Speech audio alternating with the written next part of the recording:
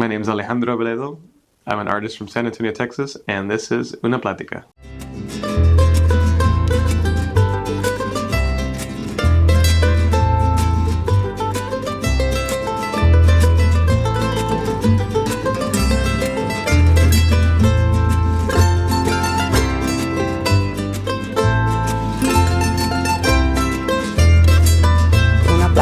Una plática. Es una plática. Say plática. Una plática. Una plática.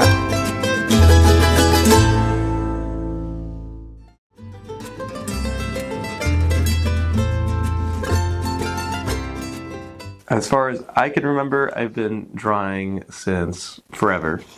I think I remember drawing in some picture books that my mom gave me at daycare when I was like 4.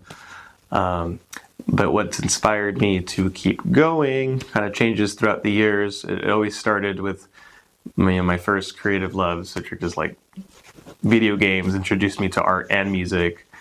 And then later in life, I found my own love for art and music. That kernel's still always there. Like, for example, I do a lot of digital illustration, which is a practice that came from loving video games. And after that, I got into a lot of representative portrait artists of all kinds. I spent a lot of time online as a kid, and I would just soak it all up. And these days, I'm inspired by a lot of Latino artists who are finding ways to kind of serve their communities with their work.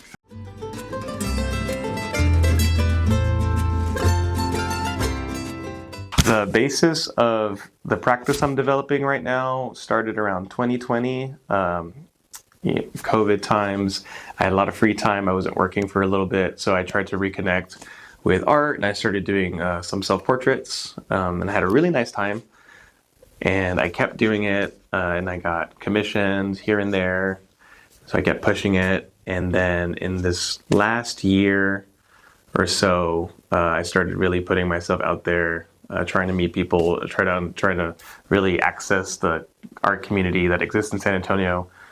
And every day, it's a little adventure.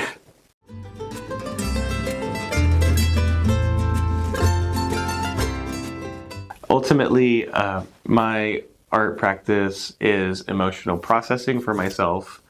I work out my thoughts and feelings when I draw and paint. I reflect on my relationships with other people, with myself, with parts of me that I don't usually get to access. For example, like where I come from, or parts of, for example, my relationships with family that I don't really get to talk about with them. I invite people to think about those relationships in their own lives when they look at my art. I'm always happy to talk about what I was thinking or feeling with each individual piece. Sometimes it's very specific, other times it's more of just like a vibe. But since for me art is basically as close to meditation as I can get, because I can't sit still, that is something I do want to impress on people when they look at it, is they can have that relationship with art in their own life if they want to.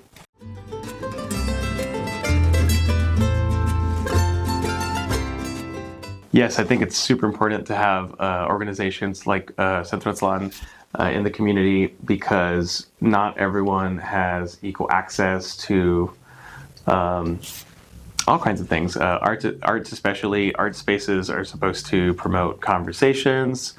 They're supposed to be a third space for people where they can go and be with other people, not necessarily be at work or at home. A place where you can build community, a place where you can feel seen and represented in a world where there's a lot of societal factors that don't always really let that happen. So having these intentional spaces for example, like Latinos or any other group that societally might have difficulty being seen in the world we live in, I think that's super vital to the health of a community.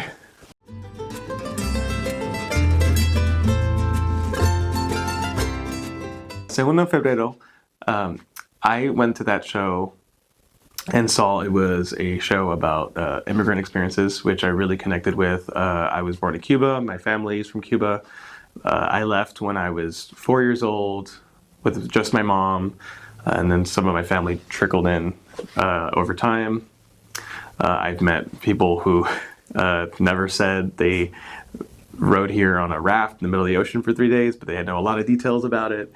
The immigrant experience is a really ingrained part of my family's story and like my people's story. And the older I get, the more I try to understand and tap into it, and the more there is to learn. And the more I understand, it's also a very universal experience, the immigrant experience. You can be from two opposite ends of the world, and if you had to cross you have to go on a journey to find a better opportunity for you and yours.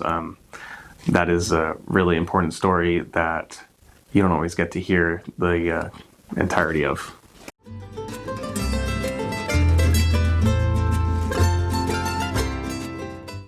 For people wanting to turn their art into a professional career, take it from someone who's actively figuring that out every day.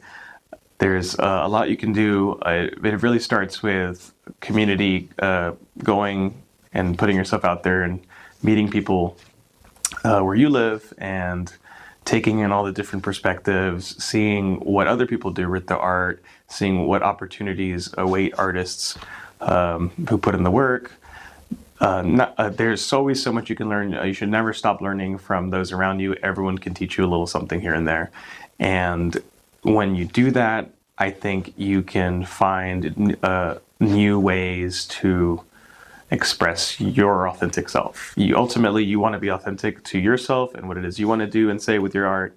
And when you go out and collect all these perspectives and meet people and hear their stories and their opinions, it'll give you a frame of reference for where you are with what you want to say and do. And I think that's really important.